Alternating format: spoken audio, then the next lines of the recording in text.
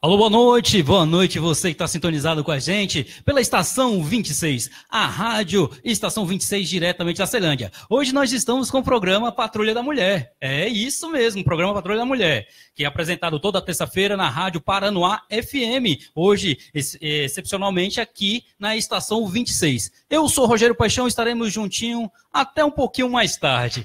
E do meu lado aqui a doutora Jane, sempre muito elegante. Boa noite, doutora. Boa noite, Rogério. Boa noite, Elton.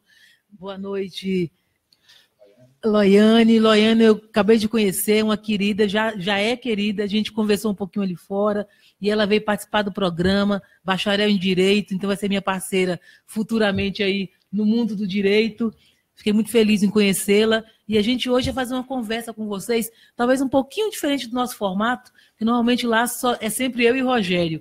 A gente recebe durante a semana muitas perguntas, né, de amigos, de ouvintes, pessoas que querem esclarecer a respeito de seus direitos. Então, antes da gente começar, eu queria me apresentar um pouquinho para vocês.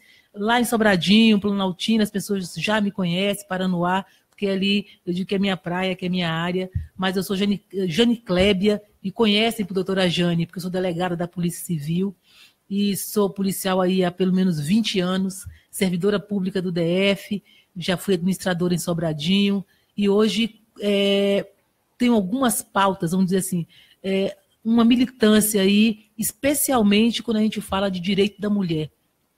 Como delegada-chefe, delegada de polícia, sempre me empenhei muito em trazer, em traduzir esse conteúdo da Lei Maria da Penha, falar para vocês, e hoje não tenho oportunidade de conversar um pouquinho sobre essa lei e como é que você, mulher, que está nos assistindo, como você, mulher, você, homem, você, familiar, como é que a família hoje se utiliza desse instrumento, que a Lei Maria da Penha é um instrumento para ajudar as famílias, para cessar com a violência e melhorar esse ambiente familiar. Então, esses conteúdos nós vamos tratar e vou trazer para vocês um pouco da minha experiência de delegada de polícia, da minha atuação, especialmente na área do direito e também da violência doméstica aí, que a gente quer acabar. Então, a nossa dinâmica é essa. As pessoas, durante a semana, a gente tem um telefone, não passar o daqui, mandam para a gente pergunta pelo Facebook, mandam pelo telefone, e a gente vai respondendo essas questões jurídicas aí.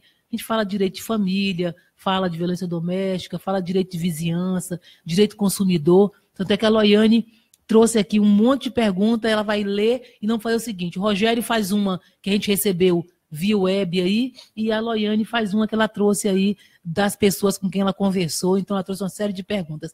E a gente vai respondendo. E se você quiser interagir com a gente, use aí o Facebook, use o telefone, que está bem ali, ó, 996330027 ou o 985-238200. Isso. E pergunte para a gente que a gente vai fazer essa conversa aqui, essa mesa redonda junto com vocês. Doutor, e antes da gente iniciar aqui o nosso bate-papo, né? Eu queria aqui desejar uma boa noite para o Yelton. Primeiramente, agradecer pelo convite de mais uma vez participar aqui ao vivo, né? Da Rádio Estação 26. E você pode nos acompanhar pelo nosso site, né? Que é www.radioestação26.com.br. Também estamos ao vivo pela nossa live, que é facebook.com/Jane Clébia, e também pelo Facebook da Rádio Estação 26. Os nossos telefones é o 985238200 e o 996330027. Boa noite, meu amigo Elton. E também queria desejar uma boa noite, um carinho muito especial aqui pela nossa amiga Loiane. Você pode contar um pouquinho da sua história também, estudante de direito, qual a sua perspectiva, o que você está achando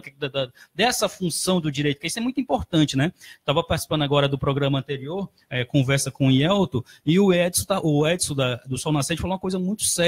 Hoje a população é carente de informação, né? Hoje a população não sabe aonde buscar os seus direitos, hoje a população não tem em quem recorrer. Muitas vezes acontece uma coisa simples que ela pode resolver e não sabe por onde começar.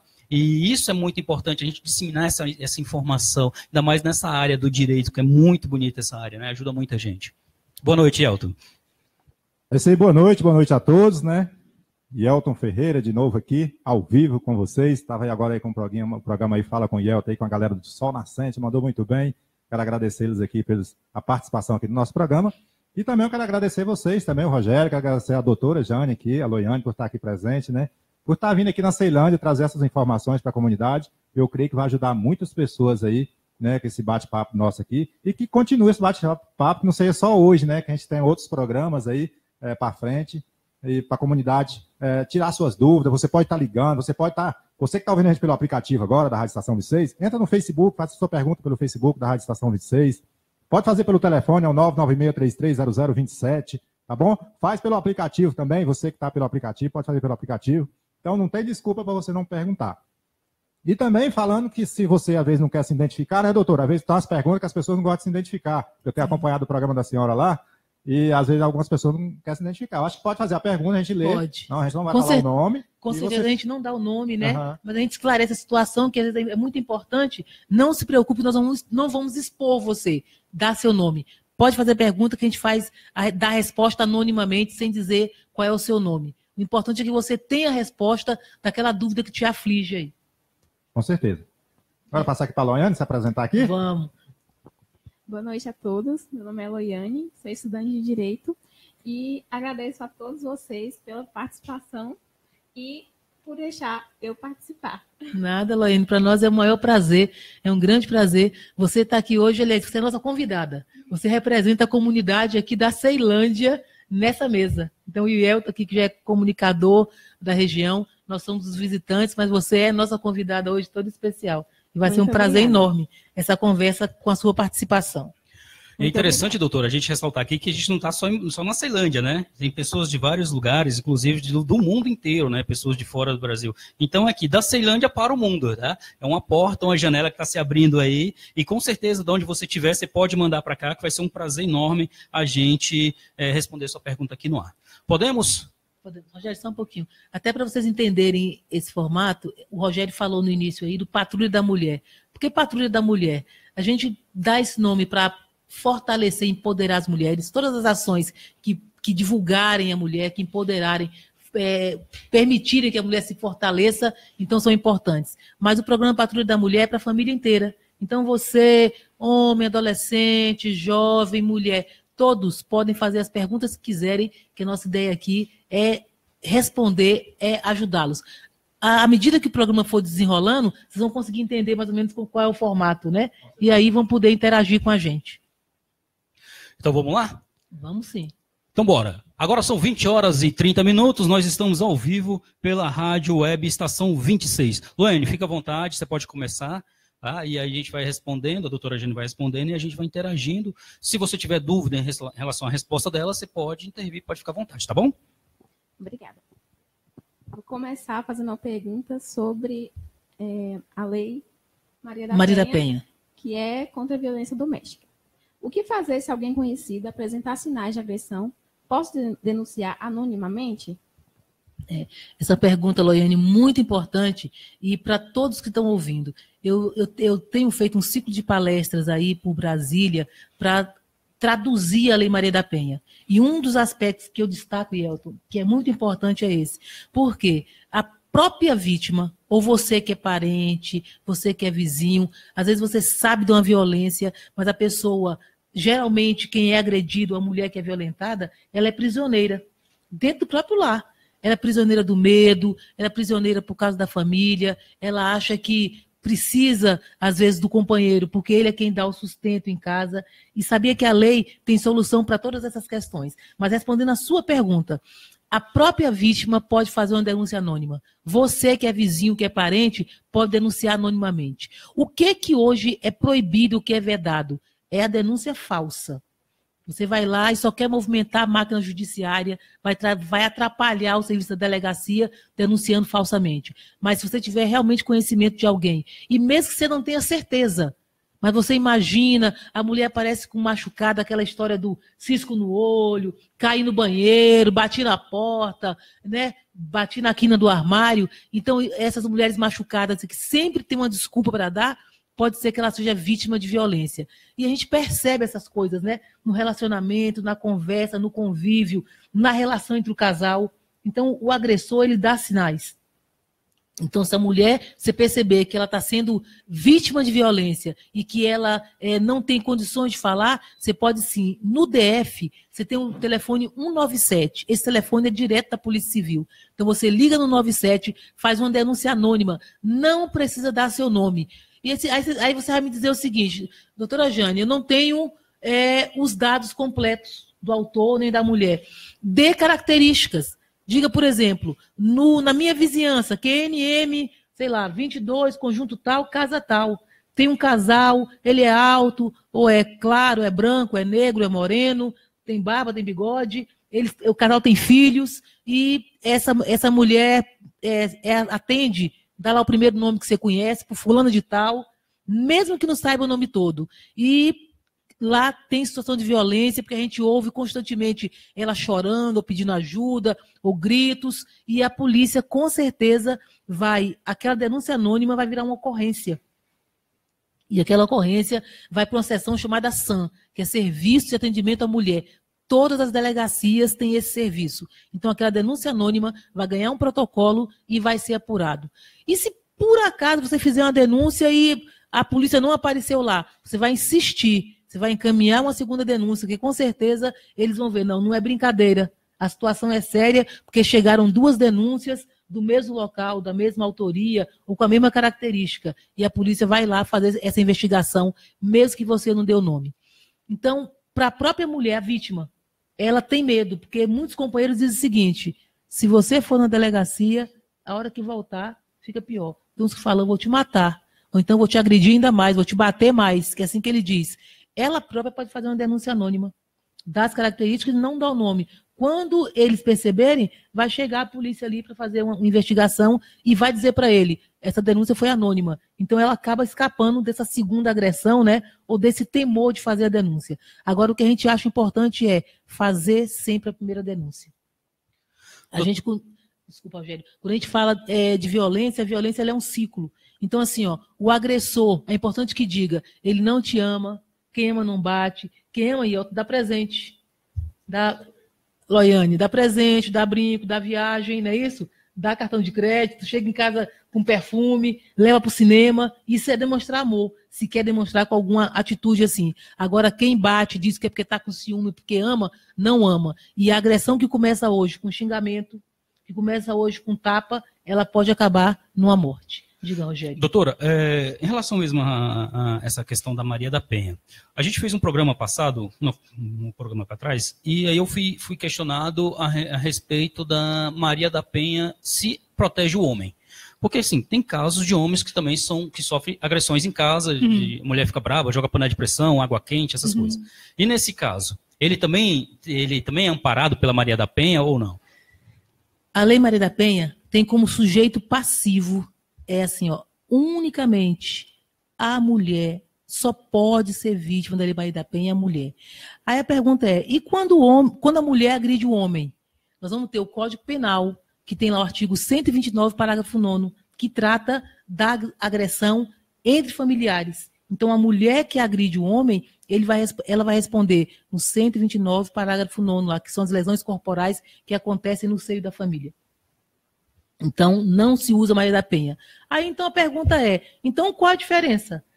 A diferença é muito grande. Por quê? A Lei Maria da Penha tem instrumentos diferentes. Por exemplo, se 2 pessoas brigarem, uma discussão, uma xingou a outra, né? Tipo, palavrão lá, se estapearam, ninguém vai ser preso por isso. Normalmente, vai para a delegacia, faz uma ocorrência chamada termo circunstanciado de ocorrência lá, e vai todo mundo respondendo na frente do juiz. Aparece numa audiência e pronto.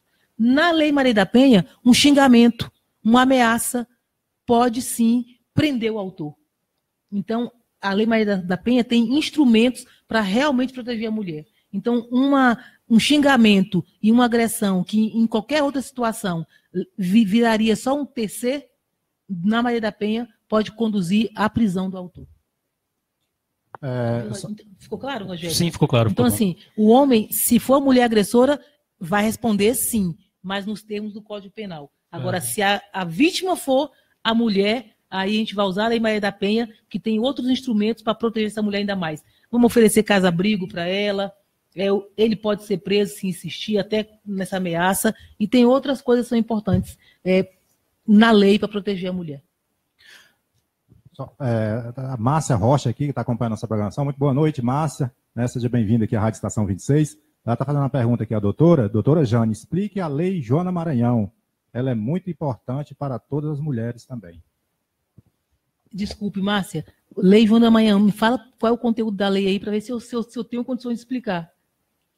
Isso, vamos aguardar ela passar. Isso, Márcia, passe aí para mim de que se trata a Lei Joana Maranhão e eu te digo se eu tenho condições de te dar uma resposta ou não. Tranquilo. Não seguir para a próxima pergunta, é olhando ali, né? Não seguir para a próxima pergunta, você manda para a gente aí de que se trata, para ver se eu tenho conhecimento. Porque se não tiver, vou ser bem honesto e dizer, ó, não tenho como te explicar. Mas se eu souber, a gente vai discutir.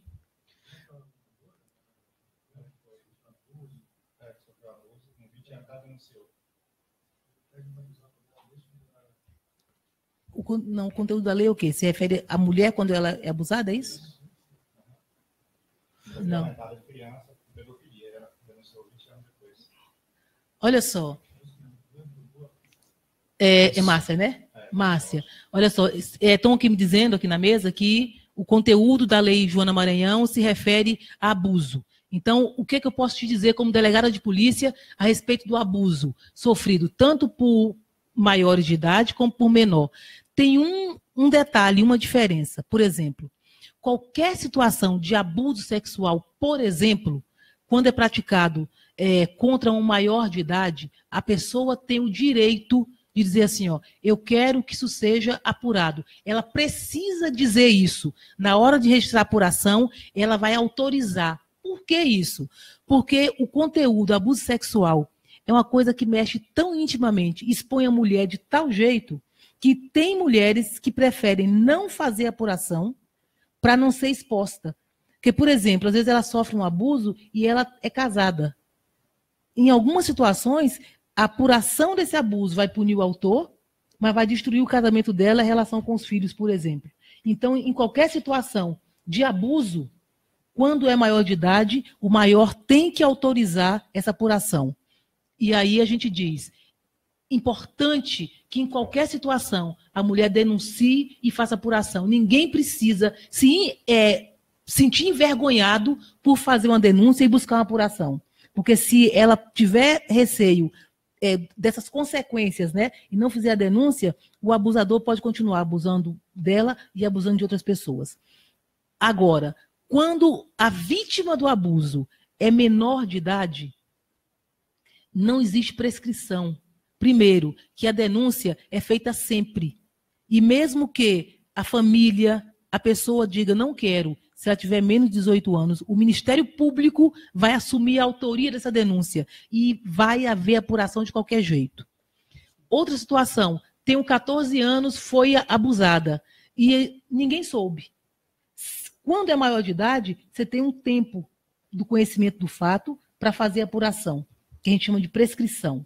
Quando é menor, essa prescrição só começa a correr depois que faz 18 anos. Que, em tese, a lei entende que com 18 anos ela tem direito de decidir o que quer da vida, né? Fazer a denúncia. Então, aconteceu o abuso aos 6 anos de idade, 8 anos de idade, ninguém nunca soube. O dia que completar 18 anos, começa a correr a prescrição. Ela pode denunciar como se tivesse sido lá aos 6 anos, lá aos 8 anos. Então, ela vai lá e faz a denúncia e vai ser apurado fatos que, enquanto ela se lembrar, pode ter 10 anos isso, vai ser apurado. Então, com relação ao abuso, a diferença é essa. Quando é menor ou tem alguma deficiência, o Ministério Público assume e vai apurar de qualquer situação. Quando for maior, o maior precisa autorizar que isso seja feito. Então, ela tem que fazer a denúncia e autorizar essa apuração.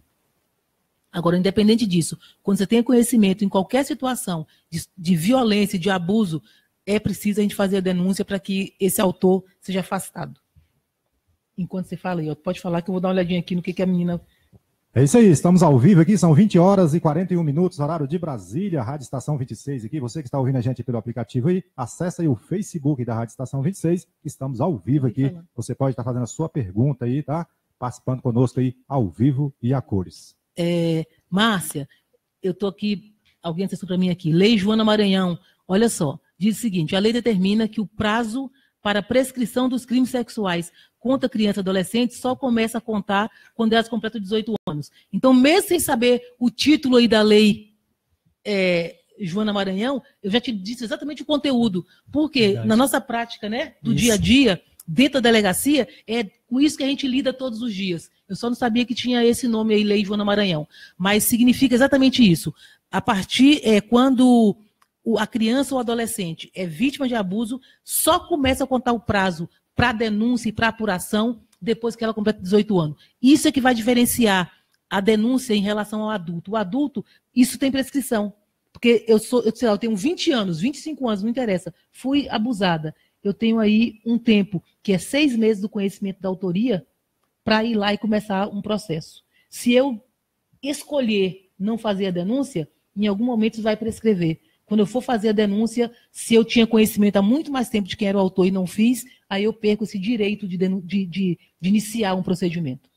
Tá certo? Espero que você tenha entendido. Se não entendeu, pode colocar aí que a gente explica mais. É isso mesmo, doutora. Eu pesquisei aqui também, Joana Maranhão, e a senhora falou, eu falei, nem mostrei para a senhora, ia passar aqui a matéria, mas assim, a senhora tirou de letra.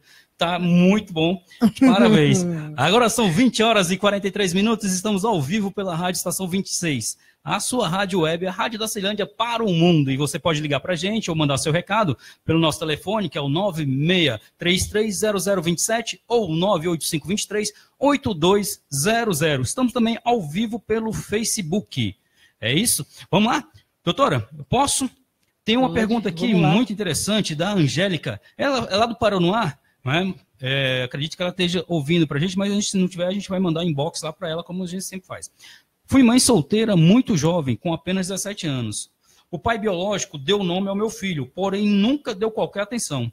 Não quis ver quando nasceu, não me ajudou financeiramente. Ele se mudou do Paraná e nunca mais ouvi. Hoje meu filho tem 12 anos e já vivo com meu companheiro há 6 anos e temos 2 filhos. Meu companheiro quer dar o nome ao meu filho. Posso retirar o nome do pai biológico? Nossa, essa situação assim é bem complicada, mas é possível sim. Porque normalmente a gente só briga para colocar, a gente costuma ver briga para inserir o nome do pai, né? Agora, brigar para tirar, porque em algumas situações realmente o companheiro ou pai biológico registra e desaparece, né? Não dá assistência, nada. E nessa situação, ela acabou tendo um outro relacionamento, né? E esse novo companheiro assumiu o filho, né, como pai. Então, é possível, existem 2 situações. Uma em que você vai fazer uma ação judicial que chama destituição do poder familiar. É para o juiz vai fazer toda a avaliação, ouvir pessoas, para que o nome do pai seja suprimido. Assim como existem aquelas ações que você quer colocar o nome, você pode, mas tem que provar. Por quê? Dizer, do total abandono, não houve assistência nem financeira, nem intelectual, nunca esteve perto, nunca deu carinho, é praticamente um estranho. Então, isso tem incomodado o seu filho e aí ele pode, sim, entrar com ação para retirar o nome do pai biológico. Agora, também, pela lei, é possível ter na certidão de nascimento 2 nomes. Hoje já é possível isso. Ter 2 pais, o pai biológico e o pai afetivo, que é esse que dá carinho, que é esse que convive. Então, é possível fazer o processo tanto para retirar o nome, não é simples, o juiz vai avaliar a situação, vai analisar quais são os seus motivos, porque você está pedindo para tirar o nome do pai biológico, e aí na situação você descreve toda a situação de abandono em relação a esse pai, e pode sim, depois da destituição do poder familiar dele, ele perde todos os direitos em tese sobre esse filho, retira o nome, e o outro pai pode sim entrar com processo para fazer essa adoção aí e passar a constar no registro civil de nascimento. Muito bem. Doutora Jane, nós estamos aqui, a Márcia Rocha, ela confirmou, é isso mesmo, correto, eu já sabia, né, mas eu queria esclarecer as dúvidas de muitas mulheres. Nós estamos aqui com a Noemi Paixão, lá de Portugal, dizendo boa noite, doutora Jane, um programa muito especial, gosto disso, uma boa noite para você, beijos. A Cátia Vasconcelos está dizendo também, é preciso melhorar as medidas protetivas com relação à Lei Maria da Penha.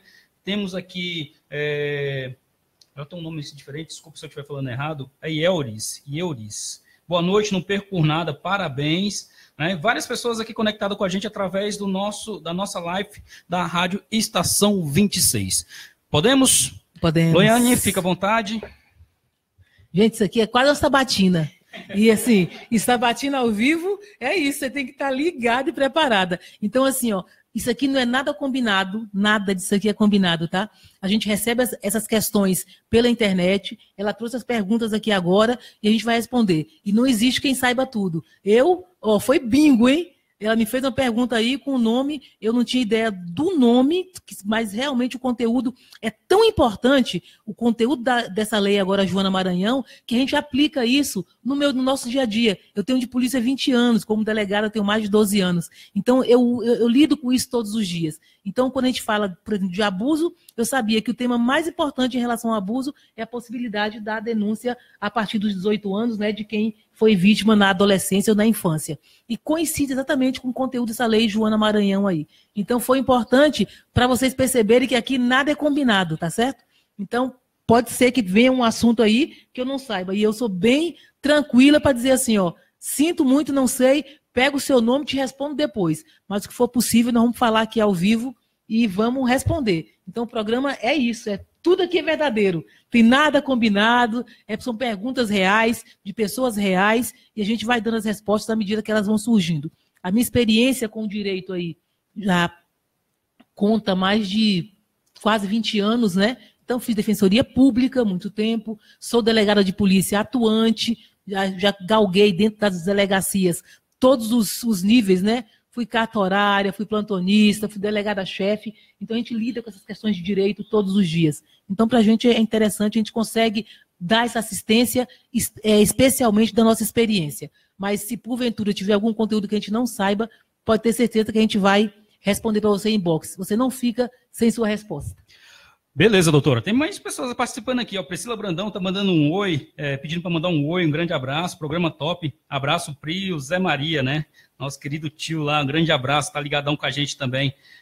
Vamos agradecer também a presença aqui do Felipe, né? Que tá dando aquele apoio pra gente, sempre tirando as fotos aí, postando, né? Tá cuidando ali do Facebook. A gente começou o programa, esqueci de falar do Felipe. Boa noite, Felipe. Muito bem-vindo, seja muito bem-vindo. Vamos lá? Fique à vontade. Gente, eu tô adorando essa cadeirinha aqui de balanço. Olha para um lado, olha para o outro, tô balançando. Igual o menino brincando na cadeira de balanço. Mas vamos lá.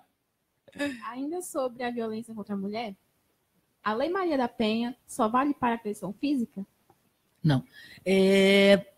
O que a gente conhece, o que a gente imagina, quando fala violência doméstica, a gente só pensa na violência física ou no feminicídio, né? Que é a morte da mulher pelo fato dela ser mulher. É um crime de homicídio com a pena agravada. Então, chama-se feminicídio. É morte da mulher porque ela é mulher, porque está no relacionamento, porque está na convivência ali, e ela morre por causa disso. Então, esse crime vai ter uma pena mais grave do que o homicídio por motivos diversos.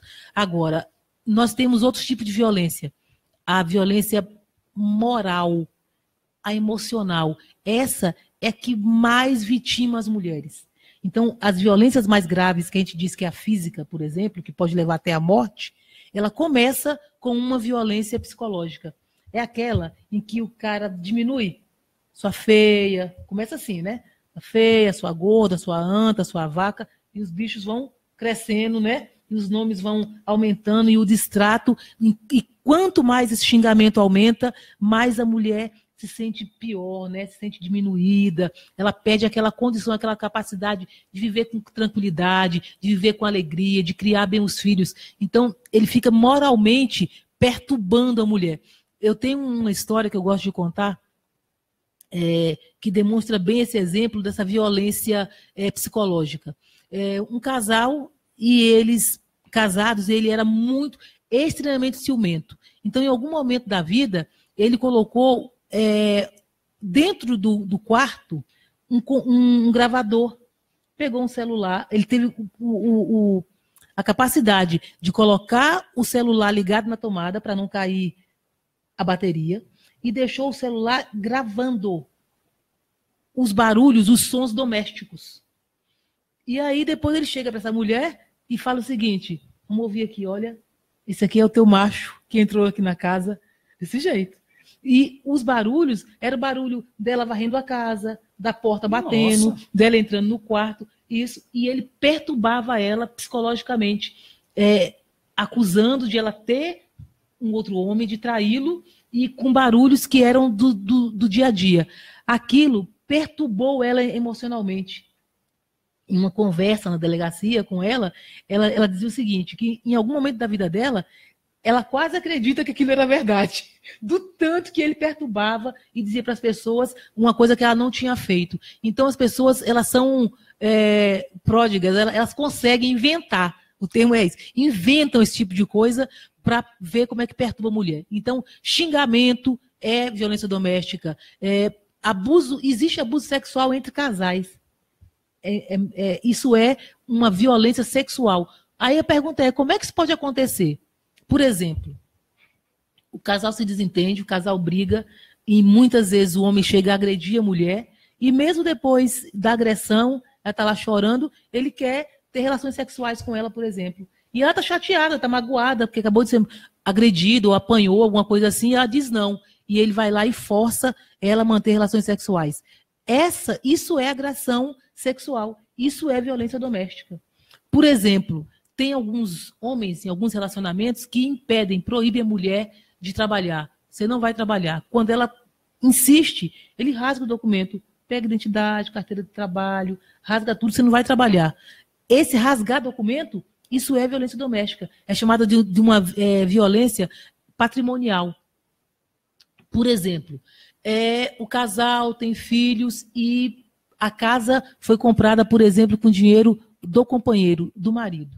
E ele fala o seguinte, essa casa aqui é minha, fui eu que comprei. A televisão está aqui, essa geladeira, quem botou de casa foi eu. Aí ele às vezes se embriaga, final de semana é para isso.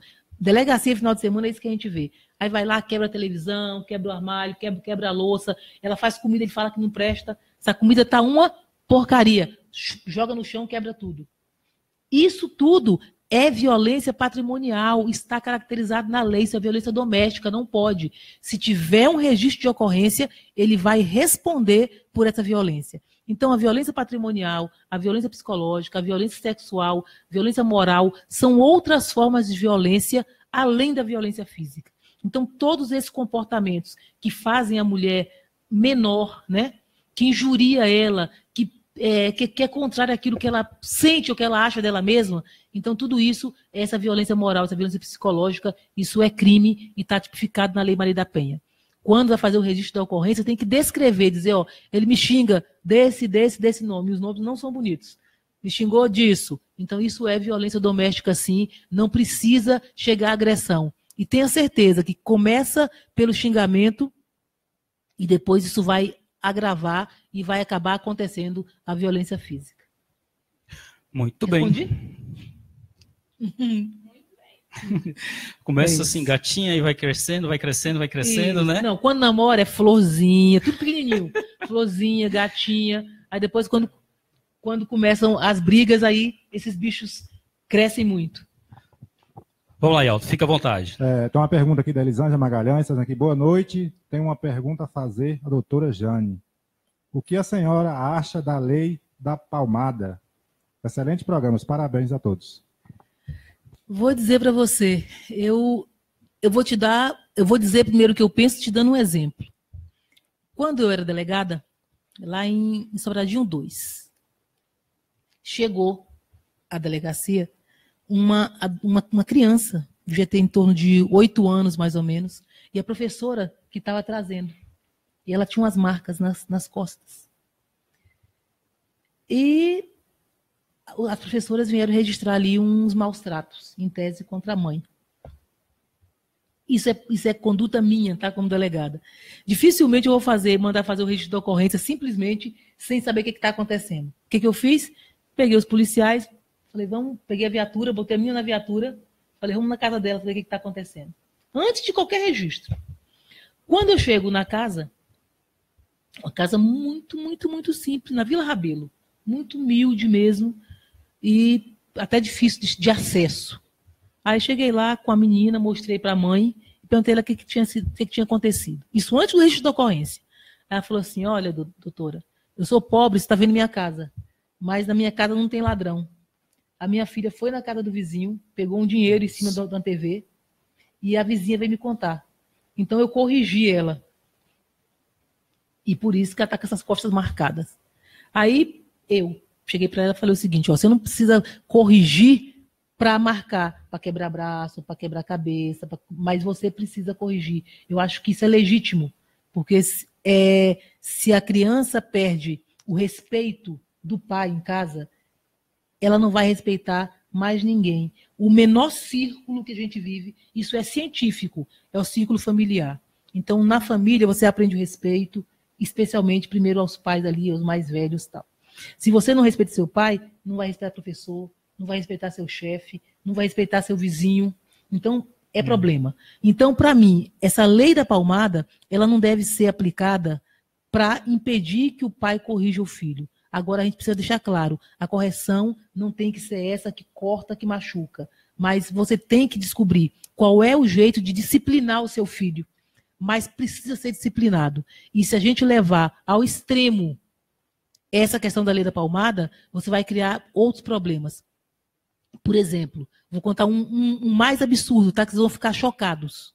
Eu trabalhava na delegacia da criança e adolescente. Aí chega a mãe de um adolescente trazendo o adolescente. A menina tinha uns 13 anos de idade. E, à época, eu nem era delegada, eu era agente de polícia ainda. Mas o fato foi tão marcante que eu nunca esqueci. Então, a mãe foi lá, conversou com o delegado. O delegado falou assim, Jane, leva a menina, a fulaninha lá que a mãe tinha trazido, para ver a cela. A ideia era que ela visse a cela da delegacia e se assustasse. Porque a menina estava aprontando em casa, a mãe não dava conta dela. Então, a mãe não dava conta, trouxe para a delegacia. Aí, na hora que a gente está mostrando, eu e a colega mostrando na cela para a menina pegou um celular, ligou para o pai. Vou repetir o que ela falou, tá? Pai, sabe onde a vagabunda da minha mãe me trouxe? Numa delegacia. E estão me mostrando uma cela fedorenta. Nossa. Gente, a minha cara de todo mundo quase, vai no chão. O que a gente podia fazer? Exatamente nada. Porque ela sabia que ela não tinha feito nada. Mas é para mostrar a que nível chega quando o pai perde o controle dos filhos. A filha está chamando a mãe de vagabunda. E o que o pai fez?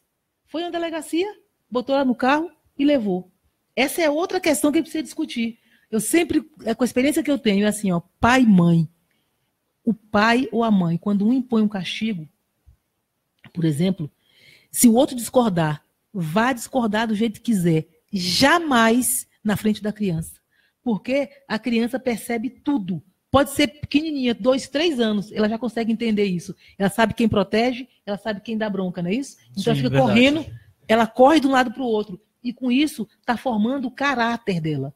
O caráter dela se forma nessa hora. Então, para mim, dentro de casa, é importante sim fazer a correção, mas você precisa saber como corrigir, mas você tem que se impor. Agora, não se imponha batendo, quebrando, mas com certeza alguma espécie de punição você tem que impor. Porque isso aí é desde que a sociedade existe, desde que a gente é gente, que as pessoas teorizam, a ciência política diz isso, que ou a gente tem alguma coisa sobre a cabeça. Na ciência política, isso chama assim, espada de Damocles. O que é isso? Teoricamente, sem ninguém ver, todo mundo tem uma espadinha em cima da cabeça. Sabe que espadinha é essa aqui? É o medo, é a lei. Ou você tem medo de alguém, tem medo da lei, ou então você vai ficar sem freio. Então, criança tem que ter freio. O freio começa em casa. Agora, não pode ser aquela agressão que machuca, que quebra braço, que corta a pele, né? Mas precisa, sim, ter uma correção, ter uma boa conversa, impor algum castigo, algum limite, tirar alguma coisa que a criança goste, para que realmente ela aprenda a respeitar o pai. E isso é muito mal interpretado, principalmente na parte das crianças, né? Eu já contei um fato disso lá no outro programa, na rádio, e assim, muitas vezes a própria criança, sabendo que o pai possa sofrer uma represária, ameaça o pai, né? Ameaça o pai. Vou te denunciar, né? Vou te denunciar. Aconteceu essa historinha com a gente lá, ele estava na casa de um amigo, vou contar novamente, né? E aí, o amigo deu um arroxo na menina, né? Na filha dele. Aí falou, se você fizer isso, eu vou chamar a polícia. Mas foi na lata também. Eu olhei pra minha filha, falei pra ela, tá vendo? Se você chamar a polícia, leva em consideração que a polícia leva uns 10, 15 minutos aí, vou ser preso, você vai apanhar um bocado. Então, assim, é muito mal interpretada a situação. Claro, isso é bíblico, né? Quem ama, corrige, né? Principalmente seus filhos. E a gente tem que realmente dar esse limite, porque hoje é o que a gente vê o mundo muito virado. O mundo virado. As pessoas não se respeitam mais. Mas filho não respeita pai não respeita filhos, e virou essa bagunça que tá, e ninguém tem um controle da situação, e quando alguém quer tomar o controle da situação, aí vem um monte de gente falando que não pode, que vai deixar sequelas, que vai traumatizar a criança, que não sei o quê. E isso eu sou mãe, fui mãe, criei 2 filhos, tenho netos hoje, E é bem de experiência própria. E tem uma coisa que a gente precisa deixar bem claro, é assim, ó, pai e filho não são amigos, não tem que ser amigo 100% sempre amigo. Ó, a amizade do filho é muito importante, você precisa ter, mas você não precisa levar isso a um nível em que você perca o respeito dos seus filhos. Sim. Porque às vezes assim, o medo de não ter amizade do filho faz com que o pai fique tão liberal, fique igual. Ele acaba ficando igual aos amiguinhos. Ele quer ser amiguinho como é o coleguinha da escola com o filho. Então não é isso. Pai tem um outro nível em relação aos filhos. Então o filho precisa ter respeito. Tem sim que cultivar a amizade, é a coisa mais importante, porque quando você é amiga do seu filho, ele confia em você. Mas agora você tem que impor limites. É assim, ó, você em relação ao seu filho é diferente. Você é amiga dele, sim, mas você é aquele que também disciplina. Não tenha medo de disciplinar seu filho. Então, seja amigo, para que ele confie em você e te conte tudo o que acontece com ele, que é muito importante para protegê-lo, mas também seja aquele que vai impor limites. Que se você não impuser limites ao seu filho, o mundo se encarrega de fazer isso. Doutora Jane, aí sim, dói muito. Olha só, a Elisângela fez um comentário muito bacana aqui, Elisângela Alves. Ela diz assim, hoje temos filhos órfãos de pai vivos. Os pais jogam toda a responsabilidade de educar e ensinar para a escola. Olha só, que isso está acontecendo muito, né? Elisângela? Isso. Elisângela, eu fui professora, 10 anos da minha vida professora. E no meu tempo, quando eu era professora, que já não sou professora há pelo menos uns 15 anos, era muito real isso. É o pai, por quê? Trabalha, né? Tem dificuldade, passa o dia todo fora. Quando chega em casa à noite, tem que limpar a casa, tem que fazer comida, tem que cuidar da casa. Final de semana, ele quer descansar. Então, ele gasta pouco tempo ali na educação dos filhos. Joga para quem? Para a escola. Então, e aí a dificuldade, porque se forem bons professores, bons educadores, você vai ter o filho bem educado. Mas lá, às vezes, essa educação é feita por quem? Pelo colega, né? Vai ter todo tipo de conhecimento e convivência e não vai ter a educação que você e a experiência que você poderia, como pai, dar para o seu filho. Então, assim, a escola tem um papel importantíssimo, mas não é possível o pai negligenciar a educação dos filhos, entregando só para a escola essa tarefa. Ele tem que participar. Verdade. A educação começa em casa, né? Começa em casa, sempre, sempre, sempre. E isso é muito importante. Às vezes o pai fala, não, trabalhou o dia todo, à noite quer ver uma novelinha, né? Quer relaxar, quer descansar um pouco, final de semana quer se relacionar com a família, ou quer no final de semana lavar a casa, lavar roupa, passar roupa. Mas você precisa, tem filhos? Gaste um tempo com seu filho. Vai ser muito importante para o futuro da sua família e do seu filho como ser humano na sociedade e em casa mesmo. Porque se você, de pequeno, conseguir torcer, né? Como dizem, diz que a árvore você torce pequena, né? Depois que ela engrossa os galhos, você não consegue torcer mais. Verdade. Judite Paixão está dizendo aqui, eu concordo plenamente. Sabemos que existem extremos ou não. Existem limites ou punições muito severas. Também a Kátia Vasconcelos deixou outra pergunta para ti aqui, Jane, isso aqui é muito interessante. Doutora Jane, a pobreza e abusos estimulam casamentos infantis no Brasil? Os abusos, eu não diria pobreza, porque assim, infelizmente, né, dificilmente uma pessoa pobre fala assim, eu vou me casar hoje para sair da situação de dificuldade. Até porque não tem muitos príncipes por aí querendo resgatar as pessoas que não têm nada. É uma brincadeira, mas isso é muito real. Então, agora, a situação de abuso, sim, leva muitas pessoas a buscar o casamento como alternativa. Então, às vezes, tem uma vida muito pobre, né, de muita dificuldade, ou de um relacionamento ruim em casa, então faz com que a mulher, ou o próprio homem, o homem geralmente, quando é assim, ele sai de casa, né? Sai de casa e vai viver a própria vida. Mas a menina, em regra, que hoje já isso está mudando, viu? Mas para sair de casa, ela precisava se casar. Então, às vezes, ela buscava um casamento para se livrar de uma situação ou de um convívio ruim em casa, ou pela pobreza, né? Ou pela agressão, ou por situação de abuso.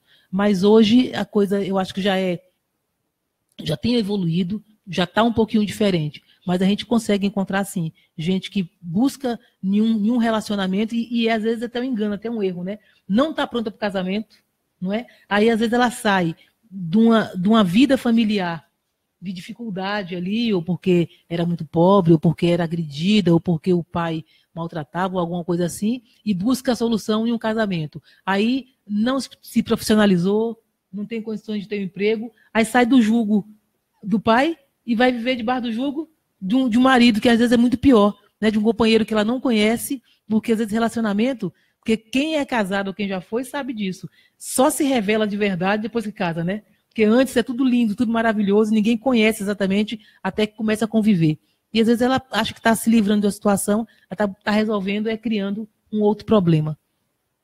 Então, quando a gente fala de situações em casa de abuso, a gente precisa tentar resolver essas situações, descobrir onde é que elas estão e realmente dar apoio para as pessoas, para que elas não tenham que cometer um outro erro, que é buscar um casamento prematuro, né? Sim. Para se livrar de uma situação de agressão ou situação de violência. Mas, se a pergunta é se acontece, eu acredito que acontece. Não numa medida como, sei lá, 15, 20 anos atrás. Isso acontecia com muita frequência. Hoje em dia as pessoas já são mais livres, já conseguem outras soluções. Há 20 anos atrás, uma moça sair de casa simplesmente, né? Ou porque não estava satisfeita com o convívio, viver sozinha, nossa, ficar mal falada e quase não conseguia fazer isso. Hoje em dia a gente já encontra pessoas que fazem isso com mais facilidade. Não tem um convívio bom, né? Resolve simplesmente, se profissionaliza, arruma um emprego e sai de casa e vai viver a própria vida, né? Agora, sair de um relacionamento ou de uma casa, de uma vida difícil e buscar um casamento para resolver isso não é solução nunca. É isso aí. Vamos lá?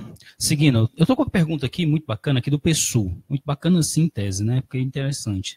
Ele diz aqui, assistiu o programa que foi transmitido por uma rádio aqui da Ceilândia, a nossa rádio Estação 26. Gostei foi muito. Daqui, né? Foi daqui. Vez. Gostei muito e agora acompanho a doutora direto na página dela. Parabéns pelos conhecimentos. Passa muita segurança nas respostas. Aí ele diz aqui, fui traído por minha companheira e toda a família, amigos meus e dela, além dos colegas de trabalho, ficaram sabendo, o que me constrange muito. Sou vítima de piadas na minha vizinhança, porque ela gravou um vídeo aos beijos com outro homem. Aí ele colocou aqui o barzinho, né? Se mandar aqui o mexão aqui, a gente fala o nome, né? Mandou aqui o barzinho. E só tirou das redes sociais porque a mãe dela pediu. Tudo isso por causa de uma briga que tivemos em casa. Tenho provas da traição? Posso entrar com uma ação pedindo danos morais contra os dois? Se essa onda pega, se todo mundo que fosse traído buscasse uma ação, mas desculpa, brincadeira. Mas pode sim, é possível. Houve aí, claramente, quando existe a traição, todas as pessoas tomaram conhecimento, houve um prejuízo moral seu frente a seus amigos, seus familiares, seus colegas aí, você virou motivo de piada. Com certeza, está claramente descrito aí um dano moral. Então, você pode sim entrar com ação pedindo os danos morais, e aí se foram os dois ou se foi só ela. Até me parece aí, quando você descreve, que ela deu causa, né? Ele, na verdade, foi quem traiu. A traição em si, traição simplesmente, não é mais crime, já foi, né? O adultério era crime, hoje não é mais. Agora, quem está casado, se contrair outras núpcias, isso ainda é crime. Mas só o fato de se relacionar com outra pessoa, essa traição não pode ser punida. Mas, com certeza, quando há traição e ela gerou aí uma exposição, um prejuízo moral para você, você pode acionar judicialmente e o juiz vai avaliar ali essa perda moral que você teve frente a seus amigos, seus colegas, te prejudicou no trabalho e vai impor um valor de indenização. Eu já vi, inclusive, uma ação em que o casamento durou muito pouco e acabou por uma traição. E a pessoa traída ali entrou com ação pedindo danos materiais. Foi cobrar o dinheiro que gastou com o casamento, que gastou com a festa, e, pasme, conseguiu. O juiz impôs lá que a pessoa que traiu pagasse metade de tudo que foi gasto pelo outro com o casamento. Então, essas coisas são possíveis. É assim, hoje, a justiça não se furta a avaliar nenhuma situação de prejuízo de direito. Com certeza, tem um prejuízo seu de direito, que seja moral, como é o seu caso, vá em busca e tem uma importância. Quando isso é divulgado, já vai dar uma recuada, né? Quem pensava em fazer ou expor o outro dessa forma, vai diminuir. E, viu, Rogério, aproveitar aí a oportunidade. Isso acontece muito nesse caso aí de relacionamento. Mas hoje, com as redes sociais e com essa divulgação rápida de tudo, a gente sabe que caiu na rede e já era, né? Nunca mais você tira. Não tira. Pode ir lá, brigar com o Google, brigar com o Face, mandar suspender o conteúdo. Mas quando suspende o conteúdo, outros já gravaram, já mandaram para os outros celulares e o estrago já está feito. Então a gente costuma ver isso muito, relacionamento de adolescente. Então eles namoram, gravam às vezes relações sexuais, filmam aquilo ali e manda um para o outro, manda para os amiguinhos e tal. Aí quando o relacionamento acaba, eles pegam isso e colocam na rede. Então isso tem destruído as pessoas, destruído relacionamentos. Então isso é bem comum, assim, essa situação que você descreveu aí é comum. E é possível, sim, a quem foi prejudicado buscar o ressarcimento financeiro disso. Isso, inclusive, doutora Janice, semana passada, não lembro o dia correto, virou motivo de lei, né? Virou projeto de lei e foi aprovado, né? Porque agora você não pode. Se você expor uma pessoa com fotos íntimas em redes sociais, essas coisas, você responde. Já pode, agora tem uma. Antigamente você ia pelo Código Geral, ou pelo Código Civil, né? Sim. De forma geral, que é o dano moral que está lá caracterizado. Mas agora vem uma lei específica, até porque a internet está sendo difundida. Essas práticas têm sido muito comuns, né? Então vamos tipificar ali especificamente com relação a essa divulgação de internet. Yelton, como é que nós estamos aí na nossa rede social? Estão falando nisso, né? Tá pipocando aí, eu tô acompanhando aqui, o negócio tá bom aí, né? Com certeza, tá? A galera tá acompanhando aqui, você pode estar mandando aí a sua pergunta aí, viu? Aí você que tá ouvindo a gente pelo aplicativo, tem uma galera ouvindo a gente pelo aplicativo, viu? Ó, que bacana. O pessoal ouve a gente mais pelo aplicativo, você pode estar entrando, pode fazer sua pergunta pelo aplicativo também. E também pelo 996330027 e também na live aqui do Facebook, aqui estamos ao vivo aqui no Facebook da Rádio Estação 26. Então a galera aqui que está em peso aqui, fazendo os comentários aqui, parabenizando o programa, né? Aqui a Lídia aqui, né? Programa Patrulha da Mulher, sucesso absoluto, né? Legal. Várias pessoas aqui comentando, depois a gente dá uma olhadinha, porque senão a gente for ler o tudinho aqui, a gente não vai conseguir passar o máximo de informações para a comunidade. Márcia Rocha, Judite, Ivanete, Thalita, Simara, Solange da Cruz, boa noite, doutora Jane, todos da Rádio Estação 26, boa noite, Solange, Edilson, Mônica, Daide, mando boa noite para você, Yelton, é seu amigo, sua amiga aqui no Face, Margarete, Milete, está dizendo que tá bom o programa, pena que as delegacias estão fechadas para nos atender. Esse é um problema, a mim, como delegado da Polícia Civil, me dói muito o coração. Na minha cidade, lá, Sobradinho, a gente tem uma delegacia fechada que funciona apenas de 12 às 19. Delegacia não podia ficar fechada, tinha que estar aberta o tempo todo. E aí a gente tem que dizer que é irresponsabilidade, e até do próprio governo, em não criar condições para que as delegacias funcionem 24 horas. Eu sou uma crítica, e às vezes eu falo esse assunto, quando eu falo eu tenho que explicar por quê, para não ser mal compreendida. Por exemplo, em Sobradinho nós temos 2 delegacias. Vou dar um exemplo de Sobradinho, mas aqui na Ceilândia acontece, Taguatinga acontece. Por exemplo, da 35ª para a 13ª, nós estamos a 5 minutos de uma delegacia para outra. Olha só. Como delegada, já fui buscar preso, recambiar preso de outro estado que praticaram crime aqui no DF, no Ceará. Nós ficamos, eu e minha equipe, 3 dias na cidade, esperando um delegado. Um único delegado atendia 5 cidades. Olha que coisa maluca. Aqui você tem assim, ó, uma delegacia a 5 minutos uma da outra. Então, o fato de ter a delegacia em si não traz mais segurança. As pessoas podem até imaginar que traz. Se você pegasse, por exemplo, juntasse as 2 delegacias em uma só, já que hoje está fechada porque não tem pessoal, você teria uma equipe para ficar cuidando do prédio, que a gente fica ali guardando as sessões, atendendo o balcão, e todo o efetivo da outra delegacia ia para a rua fazer investigação para apurar os crimes. Então, é importante que você pode ter no DF menos delegacias, mas mais gente trabalhando na rua, do que ficar abrindo delegacia em tudo quanto é lugar para ficar de porta fechada. Então, delegacia de porta fechada não funciona, não resolve. Então, a ideia hoje é porque, segundo o governo, ele não tem justificativa, não consegue justificar com a sociedade. Mas é uma conversa bem feita, rapidinho todo mundo ia entender. Se eu tiver 2 e nenhuma das 2 funciona porque não tem gente, se eu juntar as 2 em uma, eu vou ter gente para cuidar do prédio e das sessões e vou ter o outro efetivo inteiro na rua fazendo investigação. Então, a verdade, hoje a gente precisa diminuir. Nós temos muitas delegacias no DF, mas a boa maioria de porta fechada. Adianta de quê? De nada. De nada. Então, e o Edson falou isso aqui, né, no programa anterior, né? Aqui do Sol Nascente a delegacia está fechada. É o que você está falando, né? Então, é complicado, né? Verdade. Seguindo? Vamos lá. Quem mais tem? Viviane está assistindo a gente. E Euris, ela diz, boa noite, não perco por nada. É uma querida que acompanha a gente todos os programas. Kátia Vasconcelos está nos assistindo. Kátia, Noemi, abraço para essa galera aí toda. Vamos lá? Depois a gente manda mais abraço pro povo aqui. Pode ir, seguindo. Fica à vontade, Loiane.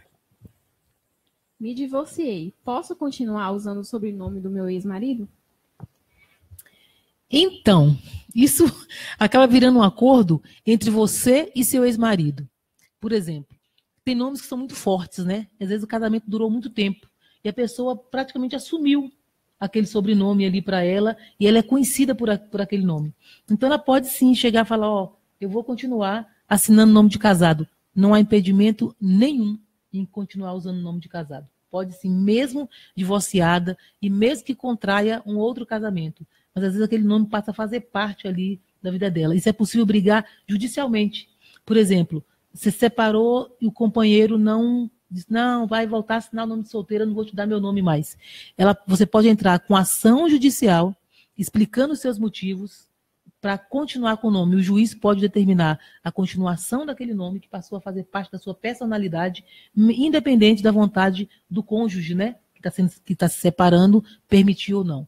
Se tiver um acordozinho ali para continuar assinando, o acordo e vai dizer, mantém o nome de casado. Na hora de fazer o documento, o divórcio, por exemplo, por escritura pública, aí é perguntado para os dois, vai voltar a assinar o nome de solteira? Fala, não, vou permanecer com o nome de casado. Pode permanecer sem o menor problema.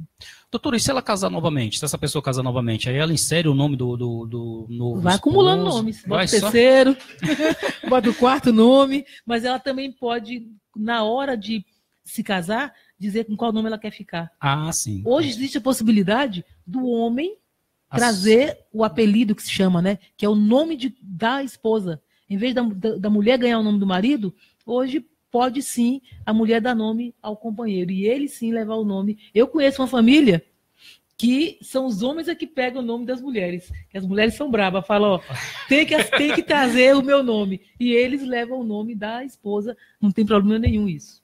E nesse caso aí é o Código Penal que resolve, né? Não Maria da Penha, né?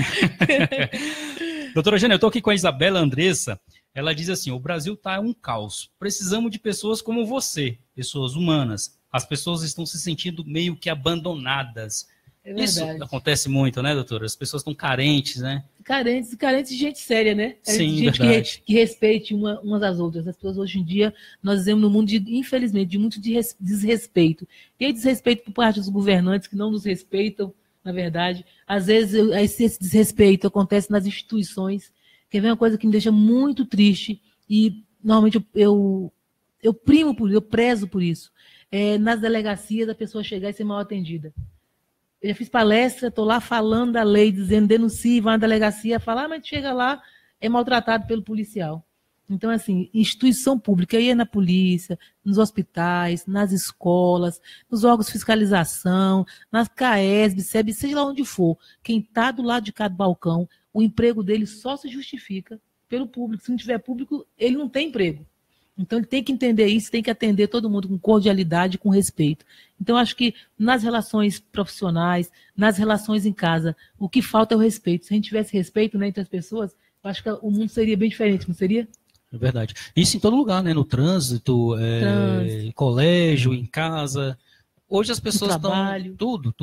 Está assim, o mundo cada vez mais individualista. Isso. Cada um por si e o outro que se arrebente, né?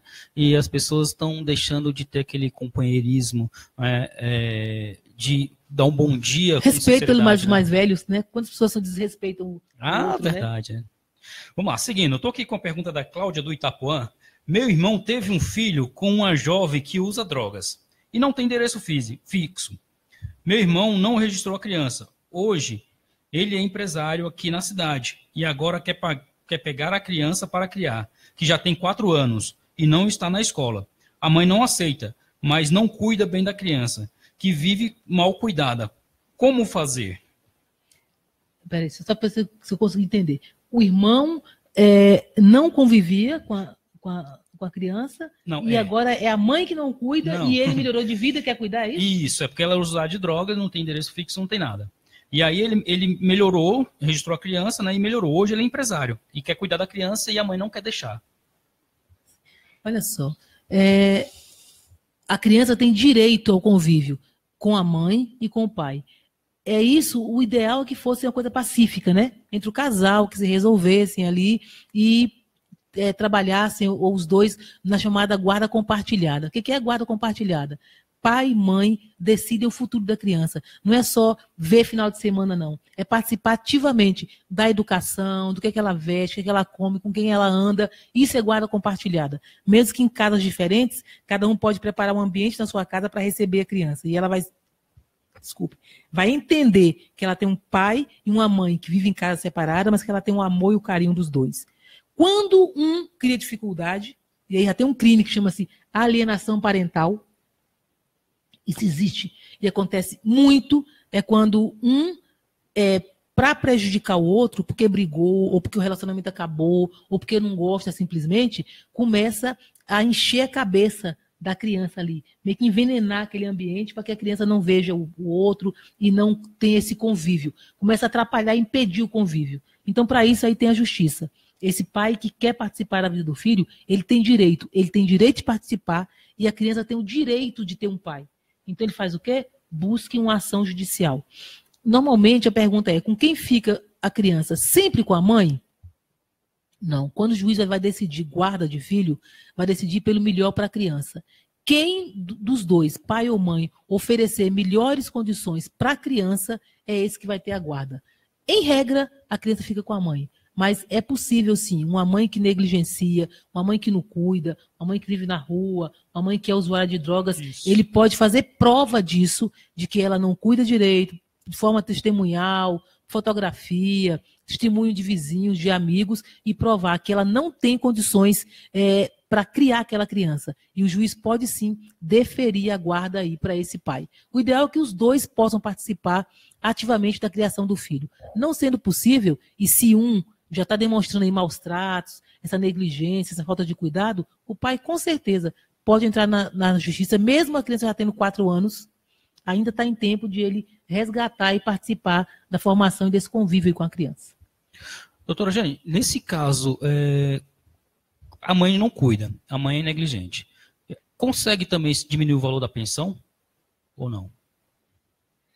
É assim, ó, quando a gente fala de pensão alimentícia, a gente fala de necessidade, são 2 binômios que falam, necessidade e possibilidade. É o quanto a criança precisa e o quanto que esse pai pode pagar. Então, se essa pensão, a gente fala o seguinte, que nunca transita em julgado, significa, essa ação, enquanto durar a situação do alimentando, essa ação pode ser mexida. Para que serve isso? Passam 5 anos, você paga uma pensão, sei lá, de R$1.000. Você tinha um emprego lá de 10 mil e pagava R$1.000. Por exemplo. Aí chega um momento que você ficou desempregado. E agora? Você pode sim ir lá e dizer o seguinte, senhor juiz, eu ganhava 10 mil, pagava 1.000. Hoje eu não tenho emprego. Eu só posso oferecer R$200. O juiz vai avaliar a situação e pode baixar o valor da pensão. O contrário também é real. Por exemplo, ele paga R$1.000, sei lá, paga R$500 numa pensão. E ganhava, sei lá, 2 mil e pagava 500. Aí de um tempo para o outro ele vai lá, se forma, melhora de vida, está ganhando 10 mil. A mãe pode ir lá dizer o seguinte, olha, ele pagava R$500 de pensão quando ganhava 2, agora está ganhando 10. Então ele pode aumentar? Pode. Então a situação de pensão alimentícia, ela pode aumentar ou diminuir de acordo com a situação, com a necessidade da criança e com a possibilidade de pagamento de quem paga, se é o pai ou se é a mãe. Porque tem situação que o filho mora com o pai e quem paga a pensão é a mãe. Em regra, é o inverso, mas em qualquer situação, aquele que paga a pensão alimentícia, ela pode aumentar ou diminuir de acordo com a possibilidade de pagamento e com a necessidade de quem está sendo alimentado. Muito bem. Loiane, temos mais uma? Vamos lá. Fui parado em um blitz por suspeita de embriaguez. Sou obrigado a fazer o teste do bafômetro? Regra geral do direito. Ninguém é obrigado a produzir prova contra si mesmo. Então, pediu para você soprar o bafômetro. Se você não quiser, você não precisa. Agora, quando você não sopra o bafômetro, a lei já cria alguns mecanismos para que a polícia faça essa aferição da sua embriaguez. Por sinais, por exemplo. Então, coloca lá que você estava com olhos avermelhados, trôpego, falando com a voz embargada, falando inglês, né? Então, todas essas características aí vão indicar que você estava embriagado. Então, a obrigação de fazer o bafômetro não existe. Você pode se recusar, mas aí o policial vai te conduzir para a delegacia e você pode sim ser autuado, mesmo sem soprar o bafômetro, desde que você apresente sinais ali de embriaguez. E menos R$3.000 na conta. Menos R$3.000 na conta. A multa é altíssima, né? Você vai sofrer um processo e o juiz, na hora de definir, ele pode suspender a sua carteira ali pelo prazo de até 2 anos de suspensão. E tem o exame toxicológico, né? Que ajuda. Pode ser feito. Agora, como o exame toxicológico é um exame que a gente chama de invasivo, né? Porque ele precisa ir lá e colher seu sangue. É mais ou menos a mesma questão com relação a soprar o bafômetro. Se você se recusar a fazer o exame toxicológico, ninguém pode te obrigar a colher aquele sangue. Mas, em regra, as pessoas são convidadas a IML e elas vão e fornecem sangue que vai provar se está embriagado ou não. Mas para colher o sangue ou para soprar o bafômetro depende do consentimento da pessoa. Mas a polícia tem mecanismos para te fazer a autuação, você vai perder a carteira, vai pagar a multa, vai ser preso do mesmo jeito, mesmo não tendo soprado o bafômetro ali. Isso aí. Doutor, agora são 21 horas e 28 minutos. Nós estamos ao vivo aqui pela Rádio Estação 26, direto da Ceilândia para o mundo. Eu tenho uma pergunta aqui muito delicada. A Tereza aqui de Taguatinga, ela diz: meu esposo tem um filho fora do casamento. Somos casados em comunhão parcial de bens. Temos 3 filhos juntos. Ele está desempregado há 4 anos e eu sou concursada do Correios. Juntei dinheiro e comprei uma casa aqui no Areal. Agora ele está doente, estado grave no fígado, né? Caso ele morra, o filho bastardo dele pode querer parte da minha casa? Então.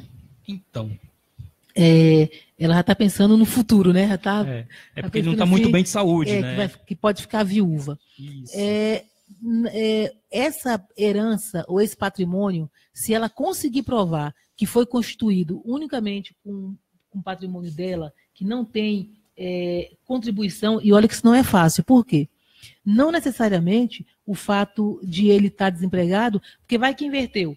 Ela que trabalha e ela comprou a casa, mas ele que é desempregado está em casa, cuida da casa, cuida dos filhos, lava roupa, faz tudo ali, então ele acaba partilhando esses bens com ele, não é isso? Só que, no caso, a casa é dela e dos filhos dela. Ele tem um filho fora do casamento, né? Não existe a possibilidade de esse menino vir aqui, sei lá, por meio da mãe, lógico, de um responsável, e entrar querendo partilhar o patrimônio caso ele faleça, caso ele morra. Esse patrimônio, com certeza, vai ficar ali para ela e para esses filhos dela. Para os 3 filhos. Agora, num caso, por exemplo, de separação. Nós nos separamos, ou que não é a situação, né? Esse outro filho desse casamento vai ter direito? Não, porque ele ainda não faleceu, né? Então não existe herança de pessoa viva. Então, enquanto estiver vivo, a herança. Aí agora, quando faleceu, se ela conseguir, nesse caso, para afastar essa criança, fazer prova de que foi constituído só e unicamente com o patrimônio dela, ele não vai ter direito. Mas vou dizer para ela, viu, que existe uma chance pequena, mas existe de conseguir fazer toda essa prova de que o pai dele cuidava da casa, então, como é comunhão parcial de bens, ele teria o direito de partilhar esse bem aí, e aí talvez ela não tenha que vender, mas em alguns juízes, com certeza, numa eventual ação, ia obrigá-la a fazer uma indenização. Ela não tem que vender para dar parte do filho, mas ela teria que indenizar ele mais ou menos no valor correspondente. Teria alguém, assim, um mecanismo de fazer uma doação em vida da parte dele, ou não pode fazer isso? O pai fazer isso? O pai fazer.